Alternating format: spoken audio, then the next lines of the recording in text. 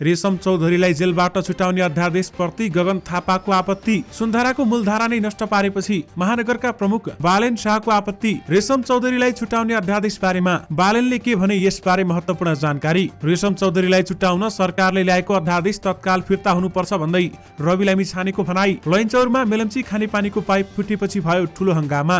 काम चलाउ सरकारले अध्यादेश ल्याउनु कुर्सी महको पराकाष्ठ भन्दै तोसीमा कार्कीले भनिन्। रेशम चौधरी लगायतलाई छुटाउन सरकारले ल्याएको अध्यादेशको सर्वत्र विरोध। विश्वकपको सेमिफाइनल अघिको मोरक्कोको विमानले दोहाको लागि 30 उडान थप्ने। कर्मचारीसँग मैत्रीपूर्ण खेलमा मेयर बालेन शाहको टिम पराजित। रेशम चौधरीलाई स्वागत गर्न भन्दै फूलमाला सहित दिल्ली बजार कारागार पुगे कार्यकर्ता। आजदेखि ट्विटरमा ब्लू सबस्क्रिन पुनः सुरु हुँदै आइफोन प्रयोगकर्तालाई महँगो शुल्क। सरकारले अध्यादेश फिर्ता लिनुपर्ने गगन थापाको माग। कक्षा 11 को रजिस्ट्रेसन आवेदन फारम खुला गरियो। ज्ञानेन्द्र शाहीलाई प्रश्न युट्युबमा देखिए जस्तै चोरको शैली संसदमा पनि कायम राख्नुहुन्छ। ज्ञानेन्द्र शाहीले रेशम चौधरीलाई जेलबाट छुटाउने अध्यादेश प्रति के भने यसबारे पुरै जानकारी। कानुनी शासनको धज्जी उडाएर सत्ता स्वार्थ पूरा गर्न अध्यादेश ल्याउनु खेदजनक भन्दै नेकपा एमालेका नेता भीम रावलले भने संसदीय दलको नेता बनेपछि मात्र शक्ति बाँडफाँड गर्न चाहन्छन् प्रधानमन्त्री शेरबहादुर देउबा। समानुपातिक सांसदको सूची सार्वजनिक गर्ने तयारी। नेकपाका नेताको दाबी बाबुराम भट्टराईलाई राष्ट्रपति बनाउने भद्र सहमति भएको छ। सुन र चाँदीको मूल्य घट्यो। 60 सिटको कमान गर्ने स्थिति माओवादीसँग छ भन्दै प्रचण्डको भनाई। धनुषामा रीता देवीको हत्या उनकै श्रीमानबाट भएको खुलासा। काम चलाउ सरकारको गम्भीर त्रुटि। सत्ताका लागि रेशम चौधरीको रिहाई। प्रतिस्पर्धी हिरोलाई अनमोल किसीले दिए बधाई। पाकिस्तान र अफगानिस्तानको सीमा क्षेत्रमा गोली हानान हुँदा 10 जनाको मृत्यु। बालकोटमा केपी ओली र कंग्रेसका नेता अर्जुन नरसिंह किसीबीच छलफल। उत्पादन घटेपछि भारतबाट किन्न थालियो बिजुली। काठमाडौँ र देशभर फेरि चिसो बढ्यो। मेलम्चीको पानीले काठमाडौँका सडक जलमग्न। रेशम चौधरीलाई रिहा गर्न अध्यादेश ल्याउने सरकारको तयारी गलत भन्दै गगन थापाले भने ढुङ्गा हानेको आरोपमा नेपाली विरुद्ध भारतमा जाहेरी। दार्चुलावासी त्रासमा। रेशम चौधरी रिहा प्रक्रिया बारेमा गोकुल बास्कोटा भन्छन् अग्रगामी कदमका लागि शेरबहादुर देउबालाई बधाई। र साथमा देश विदेशका महत्त्वपूर्ण खबर बारेमा जानकारी पनि आजकै भिडियोमा। दर्शक महानुभावहरू नमस्कार। स्मार्ट खबरको न्यूज अपडेटमा यहाँहरूलाई हार्दिक स्वागत छ। म आर्यन पानी। सदाको चाहिँ आज पनि हामी उपस्थित भइसकेका छौँ। आजका खबरहरू एकदमै धेरै महत्त्वपूर्ण भएकाले भिडियोलाई अन्तिमसम्म हेर्नुहोला अनि हाम्रो मेहनतका लागि यो भिडियोमा एउटा लाइक अवश्य गर्नुहोला। दर्शक महानुभावहरू पलपलको न्यूज अपडेटका लागि हाम्रो च्यानललाई सब्स्क्राइब गरी नजिकै आउने बेल आइकनलाई क्लिक गर्नुहोला। आउनुहोस् दर्शक महानुभावहरू आज दिनभरिका मुख्य खबर सुरु गरौँ रेशम चौधरीको प्रसङ्गबाट।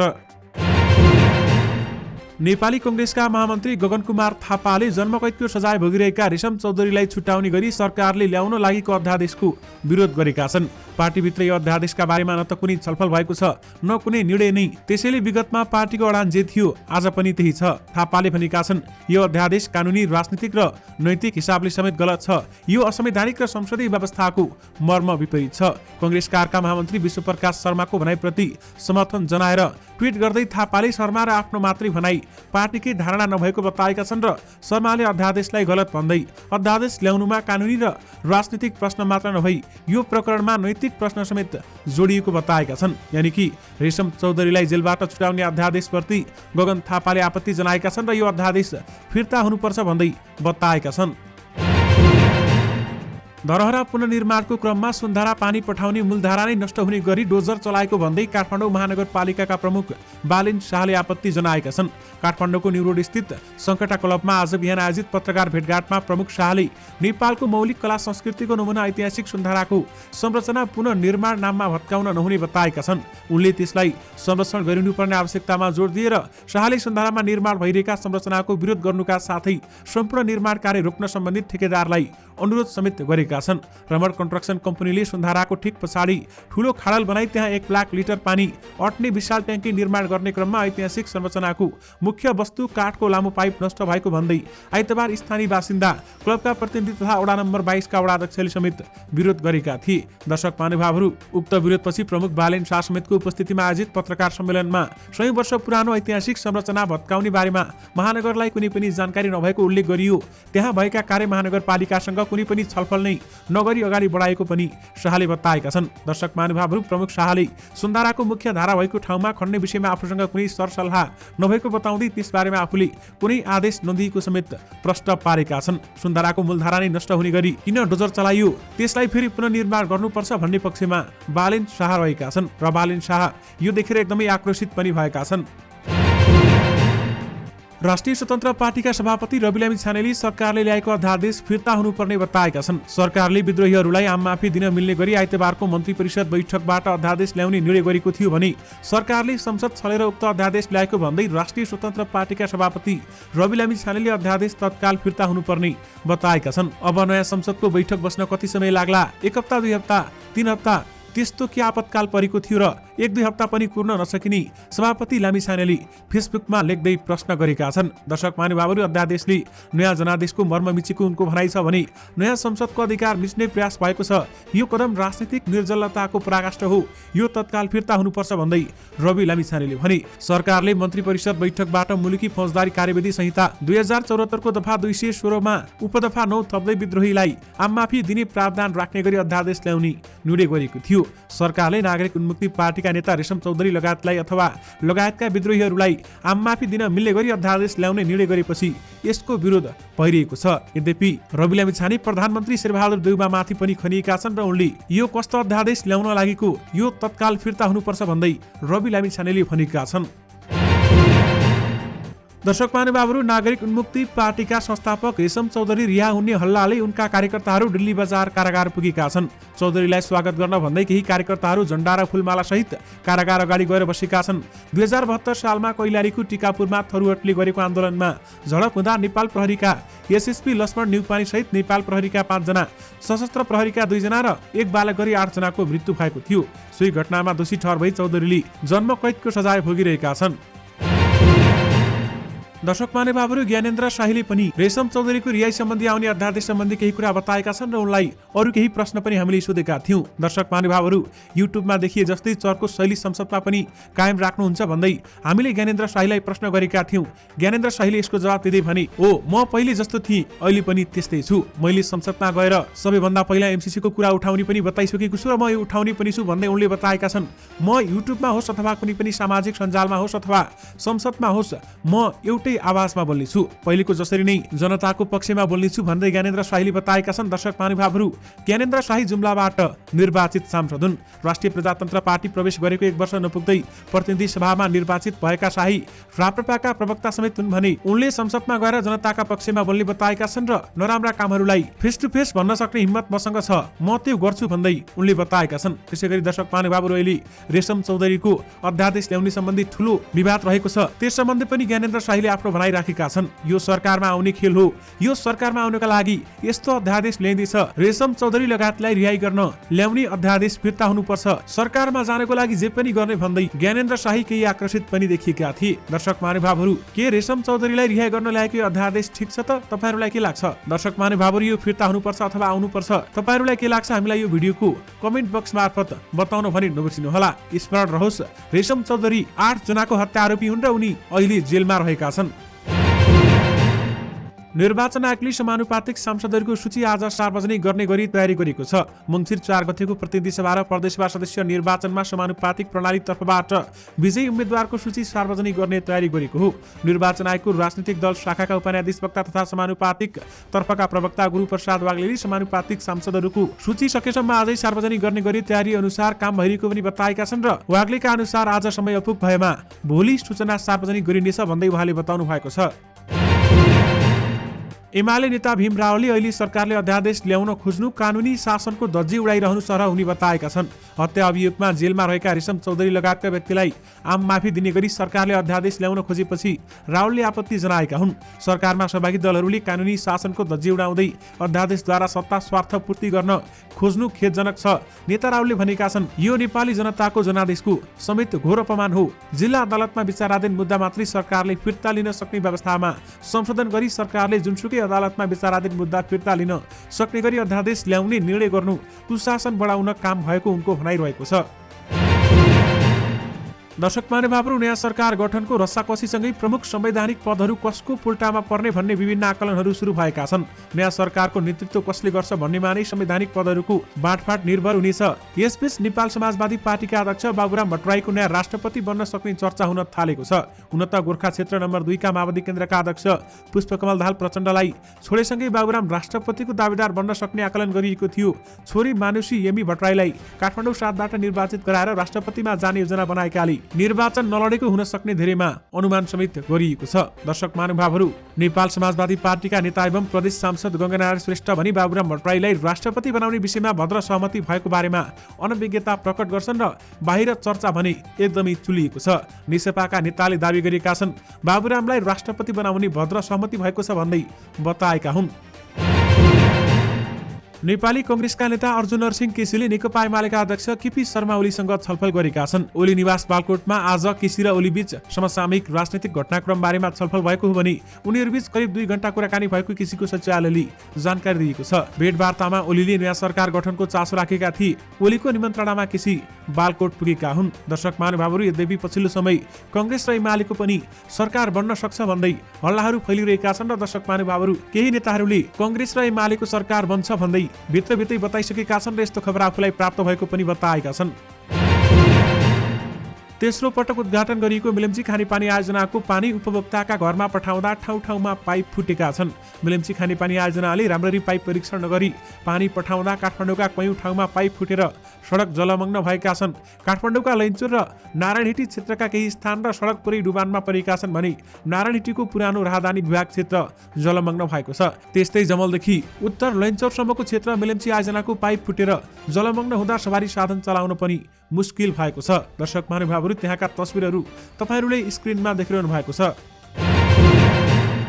टिकापुर हत्याकाण्डमा दोषी ठहर भएर हाल दिल्ली बजार जेलमा रहेका नागरिक उन्मुक्ति पार्टीका संरक्षक रेशम चौधरीलाई रिहा गर्न गठबन्धन सरकारले फौजदारी कार्यविधि संहिता नै संशोधन गर्न लागेपछि चर्को आलोचना भइरहेको छ। दर्शक महानुभावहरू, एक बालक सहित 7 जनाको ज्यान गएको अथवा गम्भीर फौजदारी मुद्दाका दोषीलाई सत्तामा बहुमत पुर्याउने गरी छुटाउन खोजेपछि आलोचना भएको हो। दर्शक महानुभावहरू, आइतबार बसेको मन्त्री परिषदको बैठकले भविष्यमा नजिर कायम हुने गरी मुलुकी फौजदारी संहिता कार्यविधिको संशोधन निर्णय लिएको थियो भने त्यसो हुँदा रेशम चौधरी, डाक्टर सिके राउत र नेत्रविक्रम चन्द्र नेतृत्वको पार्टीका कार्यकर्ता रिहा गर्न सहज हुने सरकारको निष्कर्ष छ। तर यसलाई लिएर सरकार अहिले आफ्नै र प्रतिपक्षबाट पनि घेरिएको छ। रेशमलाई छाड्ने प्रक्रिया अगाडि बढाउने कदमको नेकपा एमालेका नेता गोकुल बास्कोटाले पनि तीखो आलोचना गरेका छन्। उनले यसलाई अग्रगामी कदम भन्दै शेरबहादुर देउबा नेतृत्वको गठबन्धनलाई पनि बधाई दिएका छन्। अग्रगामी कदम चालेकोमा देउबा गठबन्धनलाई मुरीमुरी बधाई। उनले भनेका छन्, ग्लोरिफाई टोली छँदैछ, कराउनेले के गर्न सक्छन् र भन्दै प्रश्न पनि गरे।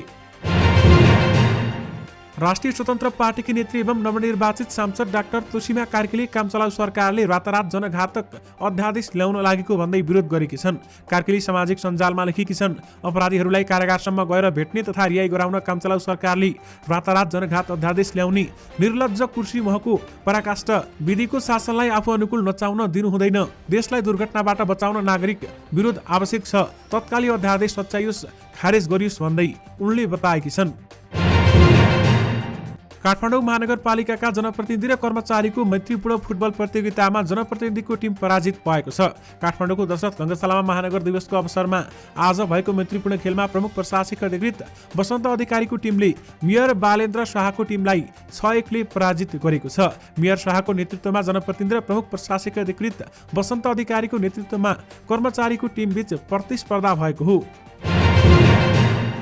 सरकारले टिकापुर हत्याकाण्डमा दोषी ठहर भई कारागारमा रहेका नागरिक उन्मुक्ति पार्टीका संस्थापक रेशम चौधरी लगायतलाई आममाफी दिन मिल्ने गरी ल्याएको अध्यादेशको सर्वत्र विरोध भएको छ। संविधान तथा कानुनविदहरूले यस्तो अध्यादेश ल्याएर सरकारले संविधान, लोकतान्त्रिक प्रक्रिया र अदालत नजिर विपरीत काम गरेको र यो सर्वथा गलत भएको बताएका छन्। वरिष्ठ अधिवक्ता सम्बुद थापाले अदालतमा विचाराधीन मुद्दा फिर्ता गर्ने गरी सरकारले ल्याएको अध्यादेशलाई निकृष्ट कदम भनेका छन् र दर्शक महानुभावहरू, जनताबाट पनि यसबाट आक्रोशित देखिएका छन्।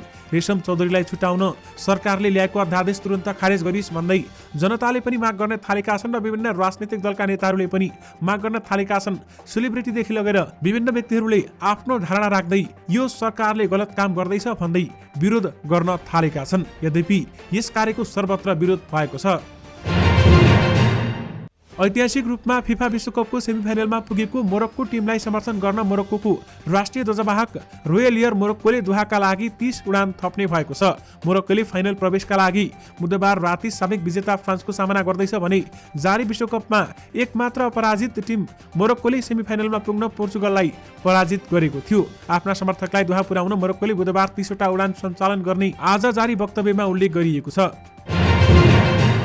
माइक्रो ब्लगिङ साइट ट्विटरले शुल्क तिरेर भेरिफिकेसन ब्याज अर्थात् ब्लू टिक प्राप्त गर्ने सब्सक्रिप्सन प्याकेज पुनः सुरुवात गर्दैछ। आजबाट ट्विटरले ब्लू टिक सब्सक्रिप्सन पुनः सुरु गर्न लागेको भनी योसँगै अब प्रयोगकर्ताहरूले शुल्क तिरेर आफ्नो अकाउन्ट भेरिफाइड गराउन सक्नेछन् र त्यस्ता भेरिफाइड अकाउन्टहरूमा ट्विट एडिट गर्नेदेखि अन्य विभिन्न सुविधाहरू प्राप्त हुने बताइएको छ। ट्विटरको यो सशुल्क सेवा खरिद गर्नका लागि मासिक $8 शुल्क तिर्नुपर्नेछ भने एप्पल आइओएस डिभाइसमा ट्विटरको ब्लू सब्सक्रिप्सन लिनका लागि केही महँगो पर्नेछ। अर्थात् अब आइफोन प्रयोगकर्ताले ट्विटरमा ब्लू टिक लिनका लागि मासिक $11 तिर्नुपर्ने बताइएको छ। राष्ट्रिय परीक्षा बोर्ड परीक्षा नियन्त्रण कार्यालयले कक्षा 11 को रजिस्ट्रेसन आवेदन फारम खुला गरेको छ। कार्यालयको अनुसार शैक्षिक सत्र 2079-80 मा भर्ना भएका विद्यार्थीहरूले पुस 15 गते नियमित शुल्क बुझाएर र दोब्बरदस्तु सहित पुस मसान्तसम्म फारम बुझाउन सक्नेछन्। रजिस्ट्रेसन आवेदन सहित प्रति विद्यार्थी 400 पुस 15 गते भित्र बोर्डका सम्बन्धित कार्यालयको खातामा दाखिला गरिसक्नु पर्ने र सो समयमा रकम दाखिला गर्न नसक्ने विद्यार्थीको हकमा पुस मसान्तर भित्र विलम्ब शुल्क सहित 800 का दरले रकम जम्मा गर्नुपर्ने कार्यालयले सूचना जारी गरेको छ।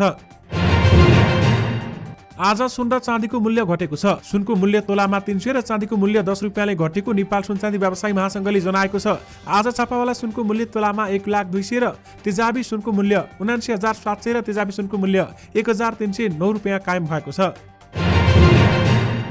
नेकपा माओवादी केन्द्रका अध्यक्ष पुष्पकमल दाहाल प्रचण्डले सरकारको नेतृत्व आलोपालो गर्नेमा दुविधा नभएको बताएका छन्। आज एक बैठकलाई सम्बोधन गर्दै उनले सरकार निर्माणमा माओवादी निर्णायक समेत रहेको बताएका छन् र सरकारमा आलोपालो भन्ने कुरा स्पष्ट नै छ। प्रचण्डको भनाइबारेमा उनको निजी सचिवालयले उल्लेख गरेको छ र 60 सिटको कमान्ड गर्ने स्थिति माओवादीसँग छ। हामी जहाँ उभिएका छौँ त्यही सरकार बन्छ भन्दै पनि बताइएको छ। अनमोल केसी र धीरज मगर नेपाली फिल्मका प्रतिस्पर्धी कलाकार हुन्। एउटा नहुँदा अर्कोलाई फिल्ममा लिन प्रतिस्पर्धा गर्ने निर्माताको प्रवृत्ति नयाँ होइन। अनमोलको विकल्पमा धीरजले पनि आफूलाई स्थापित गर्दै गइरहेका छन्। यस्तो लाग्छ अनमोलको ब्रान्डिङ शैलीलाई धीरज पछ्याउँदैछन्, जसले गर्दा यी दुईलाई नेपाली फिल्म क्षेत्रमा प्रतिस्पर्धाकै रूपमा लिने गरिन्छ। दर्शक महानुभावहरू, उनै प्रतिस्पर्धी हिरो झरना थापाको नयाँ फिल्म भगवत गीतामा जोडिएपछि अनमोलले धीरजलाई बधाई दिएका छन् र आफू अभिनीत फिल्महरू ए मेरो हजुरको निर्माण कम्पनी सुहाना इन्टरटेनमेन्टको नयाँ प्रोजेक्टको हिरो बनेपछि धीरजलाई अनमोलको बधाई आएको हो। बधाईको यो शैली सकारात्मक अवश्य पनि हो।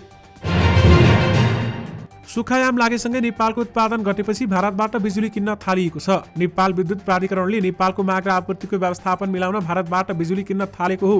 प्राधिकरणका अनुसार यति बेलामा नेपालले भारतबाट किन्ने र बेच्ने बिजुलीको परिणाम बराबर जस्तै छ। यति बेलामा नेपालमा बिजुलीको कुल जडित क्षमता 2100 किलोवाट आसपास छ। तर यो वर्षायामको समयमा मात्र हुने उत्पादन हो भने नेपालका अधिकांश जलविद्युत आयोजनाहरू नदी प्रवाहमा आधारित आरओआरमा आधारित भएकाले वर्षायाममा बढी बिजुली उत्पादन हुन्छ। यानि कि उत्पादन घटेपछि भारतबाट बिजुली किन्न थालिएको छ। महाकाली नदीको धार परिवर्तन गर्ने गरेर भैरीको तटबन्ध निर्माणको कामको विरोध गर्ने नेपाली नागरिक विरुद्ध भारतीय प्रहरीमा उजुरी परेको छ। तटबन्ध निर्माणको काममा संलग्न कामदारमाथि नेपालतिरबाट ढुङ्गामुढा गरेको आरोपमा निर्माण कम्पनीले 7 जना विरुद्ध धारचुला प्रहरी थानामा उजुरी दर्ता भएको छ। तटबन्ध निर्माण कम्पनी अरुण कन्स्ट्रक्सनले अज्ञात 7 जना नेपाली विरुद्ध प्रहरीमा जारी दिएको भारतीय सञ्चार माध्यमहरूले उल्लेख गरेका छन्। दर्शक महानुभावहरू, यसबारेमा नेपाल सरकारले ध्यान दिन पनि जरुरी छ र नेपाल सरकारले यसबारेमा के निर्णय लिन्छ यो भने हेर्न बाँकी नै छ। दर्शक महानुभावहरू, देशभर फेरि चिसो बढेको छ। काठमाडौँमा दिउँसोभन्दा बिहान र बेलुका चिसो बढेको छ भने आज यहाँको न्यूनतम तापक्रम 5.4 डिग्री सेल्सियस झरेको छ। काठमाडौँमा यस वर्षकै सबैभन्दा कम तापक्रम भएको मौसमविद प्रतिभा आनन्दले जानकारी दिन्। उनका अनुसार अघिल्लो दिन काठमाडौँको न्यूनतम तापक्रम 6 डिग्री सेल्सियस थियो भने अहिले घटेर 5.4 डिग्री सेल्सियस पुगेको छ। देशभर अहिले चिसो एकदमै धेरै बढिरहेको छ। दर्शक महानुभावहरू, चिसोबाट तपाईँहरूले अवश्य पनि सतर्कता अपनाउनुहोला। अफगानिस्तान पाकिस्तान सीमा क्षेत्रमा भएको गोली हानाहानमा 10 जनाको मृत्यु भएको छ। मृत्यु हुनेमा 6 जना पाकिस्तानी र 3 जना अफगानी नागरिक तथा 1 जना अफगानी सुरक्षाकर्मी रहेका छन्। घटनामा पाकिस्तानमा 17 जना र अफगानिस्तानमा 10 जना घाइते भएको बीबीसीले जनाएको छ। धनुषामा धारिलो हतियार प्रहार गरी एक महिलाको विवश हत्या उनकै श्रीमानले गरेको खुलेको छ। धनुषाको बट्टेश्वर गाउँपालिका वडा नम्बर 5 शान्तिपुरका वीरेन्द्र यादवकी श्रीमती 27 वर्षीय रितादेवी यादवको गैर राती हत्या भएको हो। गम्भीर घाइते अवस्थामा रितालाई श्रीमान वीरेन्द्रले जनकपुरको काव्य अस्पतालमा पुर्याएका थिए र उनको उपचारको क्रममा मृत्यु भएको छ। घटना पश्चात प्रहरीले थालेको अनुसन्धानमा श्रीमान वीरेन्द्रले नै बन्चरो प्रहार गरी हत्या गरेको र बन्चरो आफ्नै बारीमा रहेको पोखरीमा फालेको खुलेको धनुषाका प्रहरी नायब परीक्षक डीएसपी प्रदीप बहादुर छेत्रीले जानकारी दिनुभएको छ। प्रतिनिधि सभाको समानुपातिक तर्फ दलहरूले पेश गरेको सूची सदर हुने भएको छ। निर्वाचन आयोगका अनुसार सबै दलले पठाएको सूचीमा कुनै पनि सच्याउनु पर्ने अवस्था छैन। प्रदेश सभातर्फ केही सच्याउनु पर्ने भएकाले दलहरूलाई आजसम्मको समय दिएको थियो। दर्शक महानुभावहरू, शेरबहादुर देउवाले संसदीय दलको नेता बनेपछि मात्र शक्ति बाँडफाँड गर्न चाहेका छन् भन्दै बताइएको छ। यद्यपि शेरबहादुर देउवाले संसदीय दलको नेता पहिले बन्ने बताएका छन् र त्यसपछि शक्ति बाँडफाँड गर्ने बताएका छन्। दर्शक महानुभावहरू, यो सँगै तपाईहरुमाझ आज दिनभरिका सबै मुख्य खबरहरू राखिसकेका छौं। फेरि पनि तपाईहरुमाझ नयाँ समाचारको साथमा उपस्थित हुने नै छौं। अहिलेलाई भने मलाई बिदा दिनुहोस्। नमस्कार।